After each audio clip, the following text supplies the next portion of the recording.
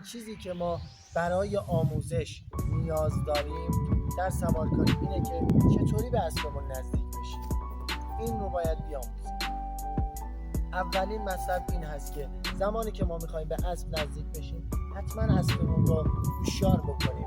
چرا؟ چون اسب ها شکارش رو بگید تا به شما اعتماد بکنه و ترسی نداشته باشید. سمت اسب نرید و یهویی بهش نزدیک نشید.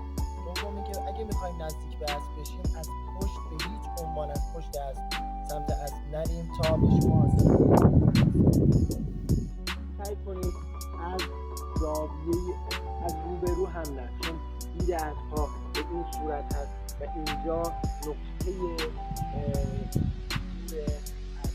اینجا نقطه کور است. سعی کنید از بغل با زاویه 45 درجه به اسبتون نزدیک بشید و اون رو نوازش بکنید. اولین قدم برای یادگیری سوارکاری اینه که بتونی با اسب ارتباط برقرار. امیدوارم که این پست هم مورد قبولتون قرار بگیره. ذخیره‌اش کن، شیرش کن، بفرست برای تمام کسایی که عاشق اسب و حیوانات. بدرود.